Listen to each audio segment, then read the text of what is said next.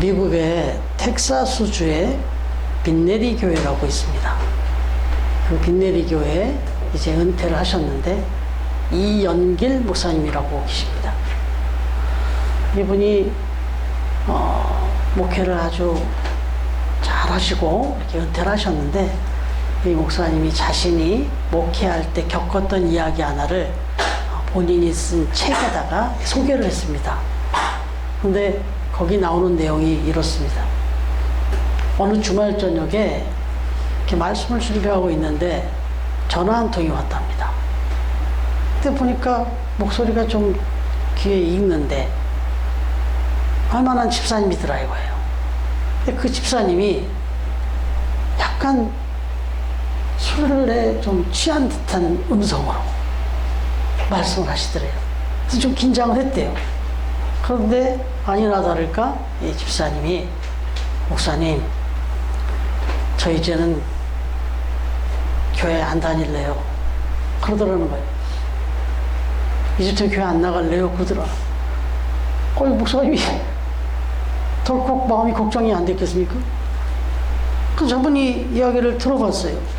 그랬더니 제가 예수님을 믿고 교회를 다닌다고 하는데 달라진 게 하나도 없어요. 지금도 저 술 한잔하고 지금 전화하는 거예요. 그래서 뭐 도대체 내가 예수 믿고 교회 다닌다고 하는데 예전에 하던 거 다 하고, 이거 뭐 도대체 달라진 게 있다면 괴로워 죽겠어요. 양심에 막 갇히게 돼가지고 괴로워서 그냥 교회 더 이상 안 다닐래요. 그랬다는 거예요. 그러면서 마음이라도 좀 편하게 살고 싶어요. 그러더라고요. 그 얘기를 딱 들었을 때 목사님이 어땠을까요? 근데 이 목사님은 뜻밖의 말씀을 써놨어요. 뭐라고 하면 기분이 살짝 좋아지시더래요. 목사님이.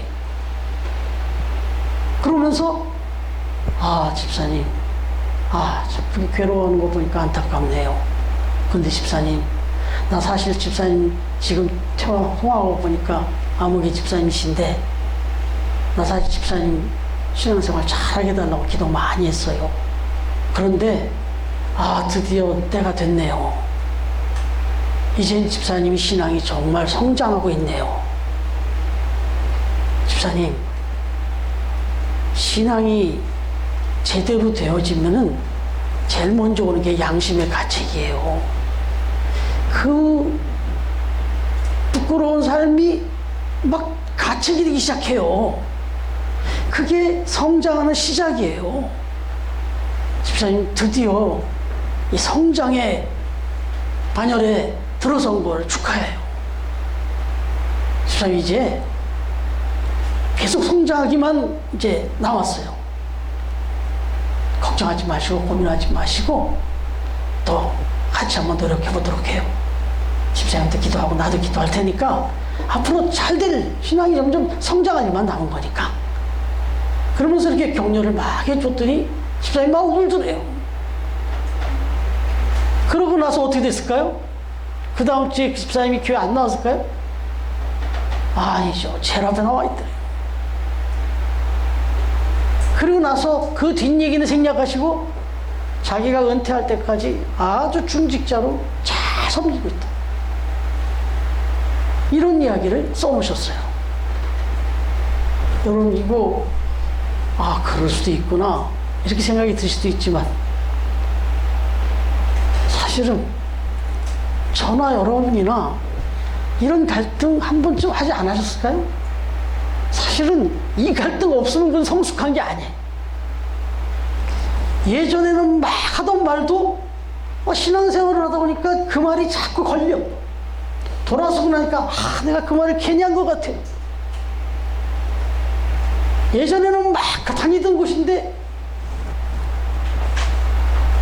내가 지금 교회 다니고 예수 믿는 사람이 이런 곳에 와서 이렇게 놀아도 되나? 이런 생각도 들고, 잘 먹고 돌아다니던 그것도 갑자기 돌아서면 막 갇히게 되는 거예요. 괴로워 죽겠는 거예요. 그래서 두 종류가 나오는 거죠. 여기서 내가 교회고 뭐 안 되겠다, 안 되겠다. 아까 여기 고민하는 집사님처럼. 그렇죠. 그러니까 어떤 분은 크게 괴로워하시면서 하나님 도와주세요. 제가 정말 믿음으로 한번 살아보려고 했었는데 이게 잘 안 되네요. 이러면서 이렇게 목사님한테도 전화해서 고민도 털어놓고. 둘 중에 하나로 나타나게 돼 있어요. 그러나 중간지대도 있어요. 교회를 다니고 있어요. 열심히 신앙생활 하고 있어요. 그런데 또 할 거 다 하고 뭐 놀 거 하고 뭐 내 말할 거 다 말하고 막 그렇게 살면서도 아무 가책도 못 느끼고 그냥 그대로 거예요. 이게 종교생활이에요. 이게 신앙생활이 아니라고. 이것도 저쪽이에요. 반대 방향이라고 이것도. 중간지대는 없는 거예요. 여러분들 마음속에도 이런 갈등이 좀 있어야 돼. 계속. 그러니까 뭐 계속 그렇게 살면서 갈등하라는 얘기 아니라 그런 갈등 속에서 방향을 잡아가라는 거죠. 여러분, 오늘 본문 말씀이요. 그래도 오늘 말씀 좀 쉽지 않았습니까? 그리고 일면 이 말씀 지금 본문만 그냥 읽어도 지금 고개가 끄덕여지는 부분이 있을 것 같은데 저는 아주 지금 이 본문은요, 저는 매일 마음속에 품고 있는 겁니다. 여기 지금 사도 바울이 고백을 했는데, 여러분, 오늘 사도 바울이 고백을 하는 거예요. 사도 바울이 이 위대한 사도라고 하는, 불세출의 사도라고 하는, 교회사에서 예수님 다음으로 빼놓을 수가 없는 사람 중에 한 사람이 사도 바울인데, 이 사람이 지금 이 고민을 하고 있네요. 지금 이 사람이 신앙적으로 제대로 못 살아서 이러냐? 아니죠. 결론적인 얘기가 먼저 나오는데, 엄청나게 신앙적으로 열심히 살았던 사람이니까 이런 갈등을 합니다. 그래서 오늘 그 말씀을 우리에게 가르쳐 주는 거예요. 한번 15절 한번 다시 한번 읽어보겠습니다. 시작.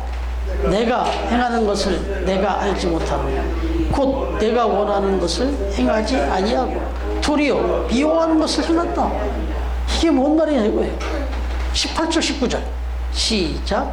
내 속 곧 내 육신에 선한 것이 거하지 아니하는 줄을 아노니 원함은 내게 있으나 선을 행하는 것은 없노라. 내가 원하는 바 선을 행하지 아니하고 도리어 원하지 아니하는 바 악을 행하는다. 이 누구라고요? 지금 이 말을 한 사람이? 사도 바울이라고. 이 도대체 이 사도 바울이 뭐야? 우리 앞에서는 이렇게 거룩한 말 많이 해놓고 뒤에서 맨날 악만 저지르고 살았나? 아니죠. 이거. 우리는 죄로도 느끼지 못할 거 이 사람이 지금 죄로 느끼고 있는 거예요. 우리는 평범하게 그 정도는 아무것도 아니라고 생각하는데 사도 바울은 그것까지 지금 막 미치는 거예요. 한 점 티가 없는, 한 점 흠이 없는 삶으로 가려다 보니까 먼지 투성이고 욕심 투성이고 죄악 투성인 거예요, 자기가. 그래서 이런 얘기를 합니다.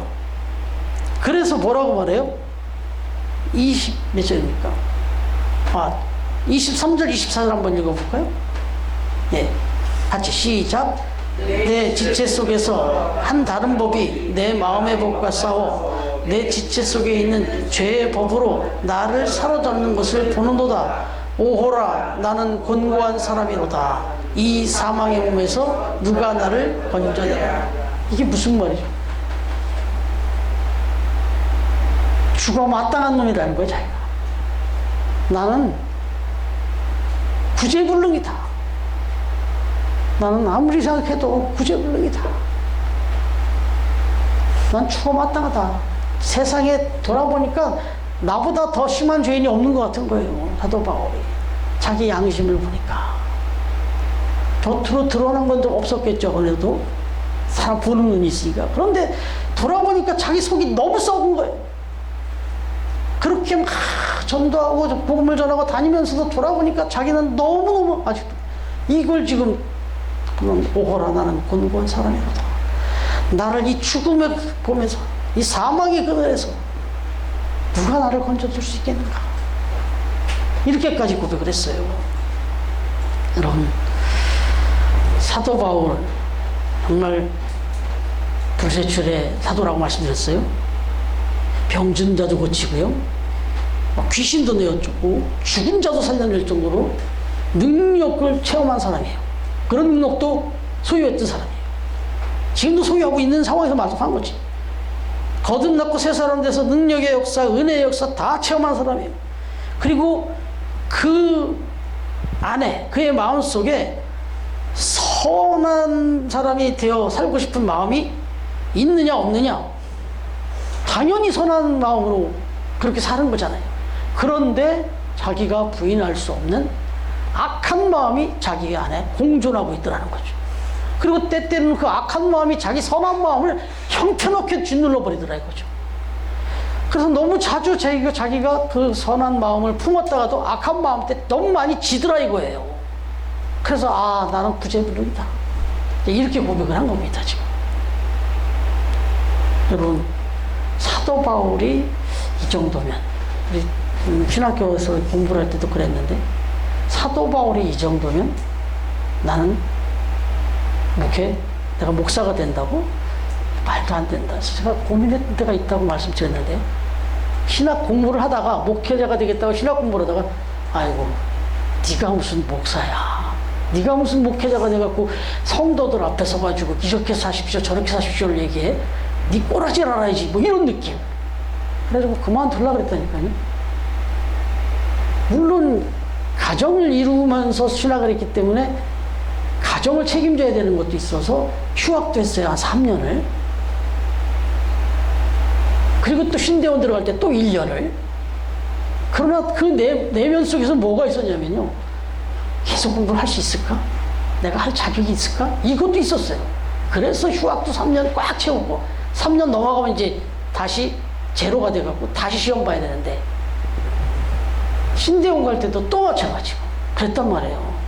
그런데 사도 바울의 이런 은혜의 내용들을 깊이 더 묵상할수록 길이 있더라고요. 그걸 오늘 얘기를 나누는 거예요.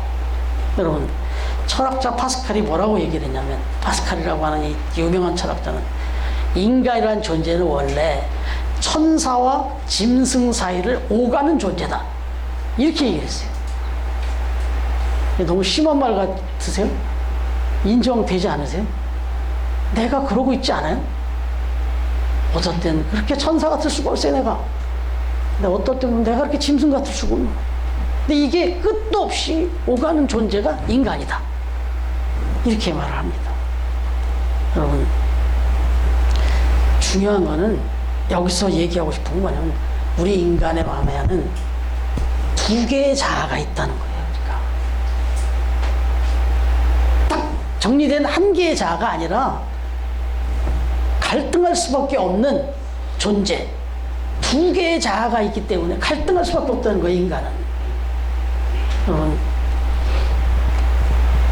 사도 바울이 지금 이렇게 말했잖아요. 오호라, 나는 곤고한 사람이로다. 이게 지금 갈등의 고백이었는데, 이사야서 6장 5절에 보시면 이런 말씀이 나오는데, 한번 찾아봐 주실 수 있나요?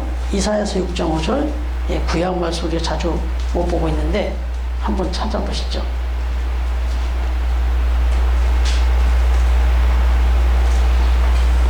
시편자 먼저 뒤쪽에 가면은,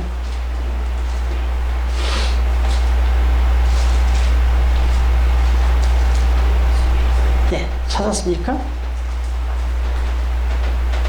시편자 만담에서 아가서 다음에, 네, 나오죠? 근데 누가 찾으셨습니까? 강식장 찾으셨어요? 6장 5절. 네, 이사야서 6장 5절. 네, 한번 읽어주시죠. 그때 내가 말하되 가로다 나여 말하게 되었도다. 나는 입술이 부정한 사람이요 나는 입술이 부정한 백성 중에 거주하면서 만군의 여호와이신 나는 왕을 외웠나이다. 네. 여기다 하였다가. 예, 이 사람은 또 누구냐면 사도 바울이 아니고, 이 사람은 구약으로 넘어가면 이사야 선지자입니다.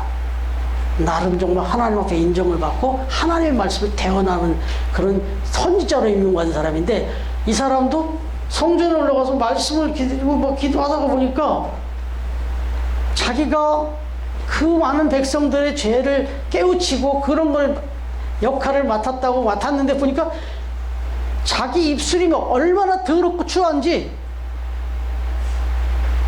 자기가 너무 부끄럽더라는 거예요. 그래서 이제 이런 고백을 막 했어요. 나는 망하게 되었다. 죽게 되었다. 이런 말까지. 여러분, 그러면 이게 도대체 고민이 되지 않아요? 그렇게 하나님한테 인정도 받고 쓰임도 받고 그리고 나름 그렇게 능력을 발휘하면서 은혜를 베풀면서 살았던 사도 바울이나 이사 선지자도 이렇게 했다. 그러면 이 갈등을 어떻게 해석해야 되냐? 바로 이 갈등을 보고 하나님은 기뻐하신다는 거죠. 이현길 목사님이 그 성도의 그 갈등을 듣고 흐뭇해 하셨던 것처럼 갈등 이 모습을 보면서 기뻐하신 거예요. 왜? 이 갈등을 소위 거룩한 갈등이다 이렇게 말합니다.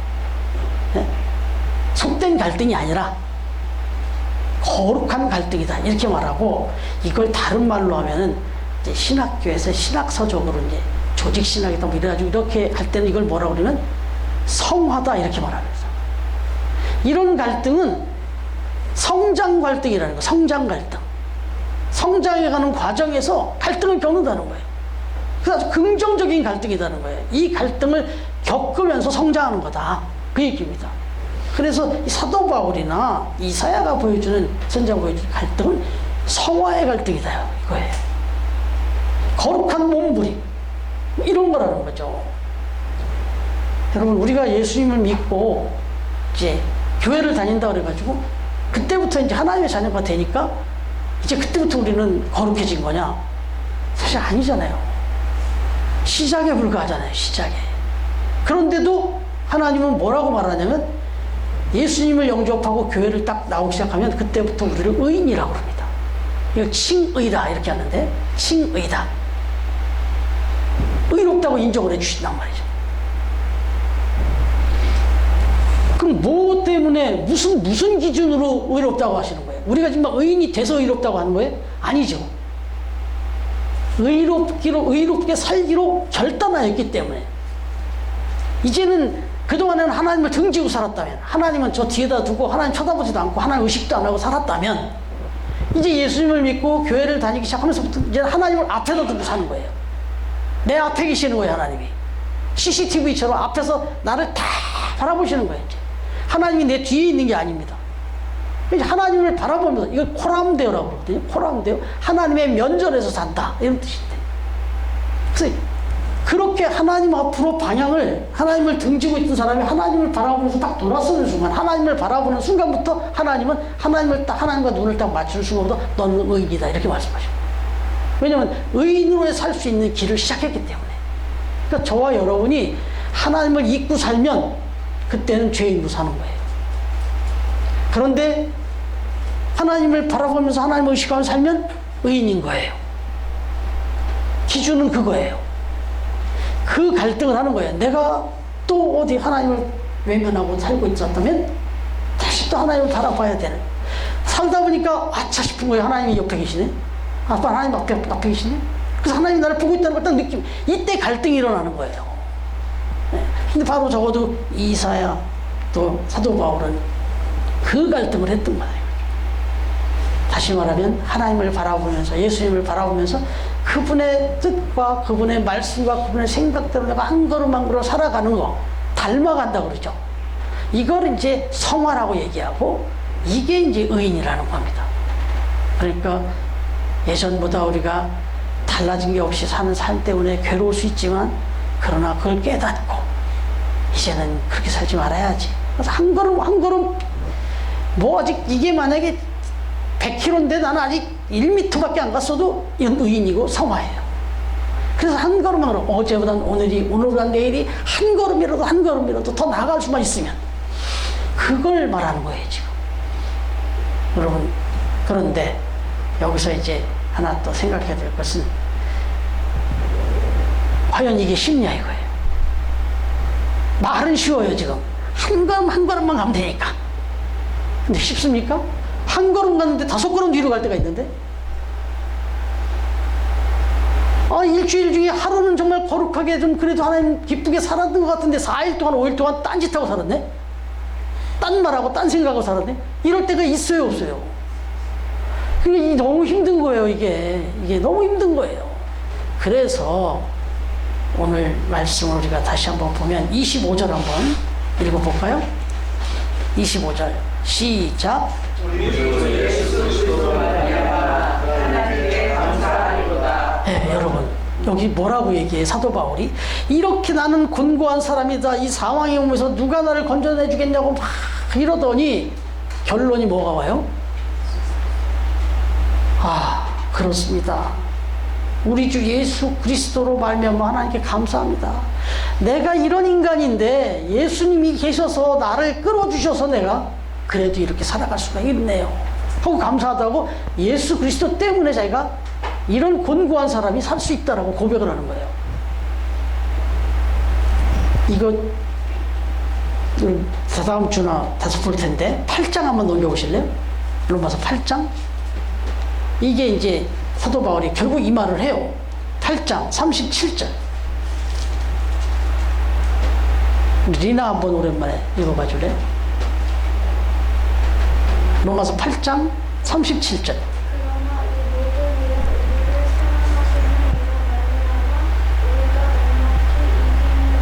예, 여기 보니까 뭐라 그래요? 사도 바울이 그러나 내가 그렇게 그렇고 여러분들도 그렇고 그렇지만 그러나 이 모든 이런 부끄럽고 이런 모든 상황 속에서도 우리를 사랑하시는 분 바로 예수 그리스도 그분 때문에 우리가 어떻게 이긴다고요?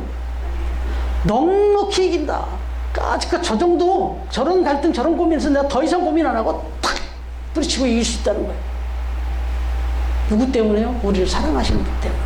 그렇게 우리가 부끄럽게 그렇게 어지럽게 사는데도 그걸 사랑하셔요. 끝까지 품어주시고 끝까지 안아주시고 기다려주시고 도와주시고 그래가지고 내가 그런 거를 이기며 살 수 있게 해주시더라 말이죠. 그래서 나는 넉넉히 이긴다. 여러분들도 넉넉히 이길 수 있습니다. 이 얘기입니다. 우리 처음 가족들 어떤 류의 갈등인지 모르지만 각각의 삶 속에서 어떤 갈등이든 이런 갈등이 있다면 예수 그리스도의 사랑하심으로 넉넉히 이길 수 있음을 믿으시기 바랍니다. 이건 제가 얻은 결론이고 그래서 신학을 하고 지금 여러분들 앞에 서 있습니다. 참 부끄러울 때 많아요. 저도. 네, 그럼에도 불구하고 예수님 믿고 그대로 사는 거예요. 여러분 그러면 바로 이 부분을 놓고 보면 예수 그리스도를 의지하면서 그렇게 넉넉히 이길 수 있다는 비결이 뭘까요? 그게 무슨 말일까요? 시편 1편을 같이 읽어보겠습니다. 이 비결을. 시편 1편. 이건 다 같이 찾아서 읽어보겠습니다. 시편 1편. 네. 시편 1편. 같이 읽겠습니다. 시작. 복 있는 사람은 악인들의 꾀를 따르지 아니하며 죄인들의 길에 서지 아니하며 오만한 자의 자리에 앉지 아니하고 오직 여호와의 율법을 즐거워하여 그의 율법을 주야로 묵상하는 자로다. 아멘. 여기서 그의 율법이 뭐죠? 그의 율법이라는 게 이거 지금 성경책의 율법 아니에요. 그죠? 여기에 하지 마라 하라 말씀들이 얼마나 많이 나와요. 이걸 주야로 묵상하는 자가 오만한 자의 자리에 앉지도 아니하고 죄인의 길에 서지도 않고 악인들의 꾀도 쫓지 않고 이럴 수 있다는 거잖아요. 그죠? 그러니까 비결이 뭐예요? 말씀이에요. 이게 말씀 따라 사는 겁니다. 이게 주님을 의지하고 사는 거고 그렇게 살아갈 때 우리는 이 거룩한 갈등에서 승리한다 이런 얘기입니다. 여러분 이걸 조금 더 풀어놓은 게 디모데후서 3장 16절 17절 이것도 한번 같이 찾아 읽겠습니다. 너무 잘하는 말씀이에요. 디모데후서 3장 16절 17절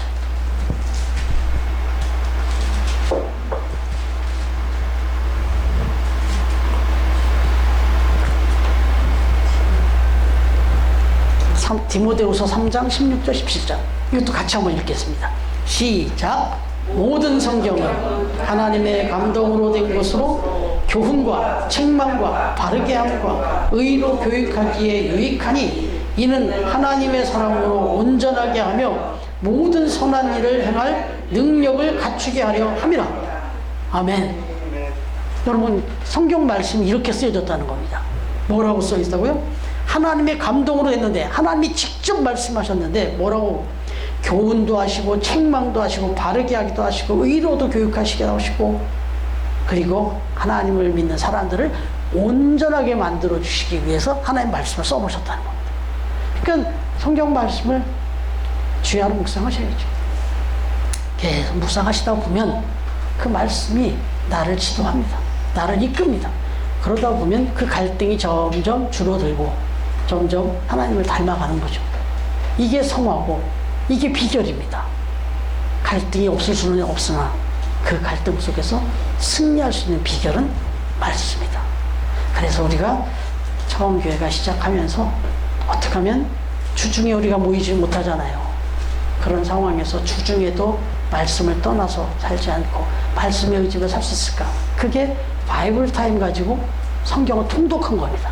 계속 집에서 성경을 읽도록 하셨던 거고, 그게 2년 3년 지나고서 또 다른 방법이 없을까 했던 게 PBS를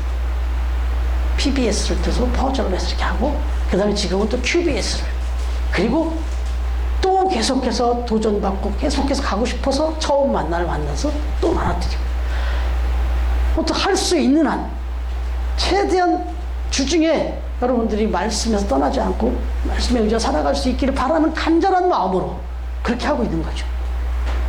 여러분, 그렇게 살아갈 때 우리는 이 거룩한 갈등에서 승리하며 그렇게 살아갈 수 있다. 여러분, 그렇습니다.